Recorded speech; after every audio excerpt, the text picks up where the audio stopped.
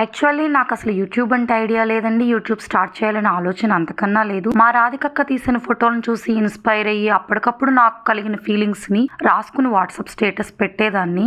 అప్పుడు మా తమ్ముడు, "నువ్వు వాట్సాప్ స్టేటస్ పెట్టుకుంటే కొంతమందికి మాత్రమే తెలుస్తుంది. నువ్వు యూట్యూబ్ స్టార్ట్ చేస్తే నీ మాటలు ఎవరో ఒకళ్ళకి ఇన్‌స్పైరింగ్‌గా ఉండొచ్చు" అని 3 ఇయర్స్ బ్యాక్ నుంచి నన్ను ఫోర్స్ చేస్తూనే ఉన్నాడు. నా మీద నాకు లేని నమ్మకం నా తమ్ముడికి ఉండటం మూలాన మా మమ్మీ ఫోర్స్ వల్ల నేను యూట్యూబ్ స్టార్ట్ చేయటం జరిగిందండి. ఇప్పటికీ నా క్లోజ్ సర్కిల్‌లో చాలా మందికి కూడా నాకు యూట్యూబ్ ఉందని తెలీదండి. నాకైన సబ్స్క్రైబర్స్‌లో అరౌండ్ 20-30% మాత్రమే నేనెవరో తెలిసిన వాళ్ళు. మిగతా వాళ్ళందరూ నా అభిప్రాయాలతో, నా ఆలోచనలతో ఏకీభవించి వచ్చిన వాళ్ళే.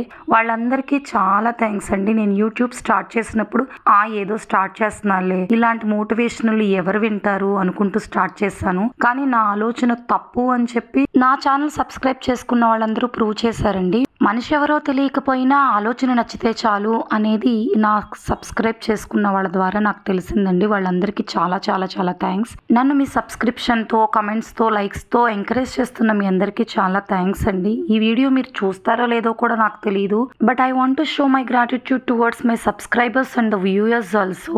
I want to continue to do more videos with your support and cooperation. Thank you.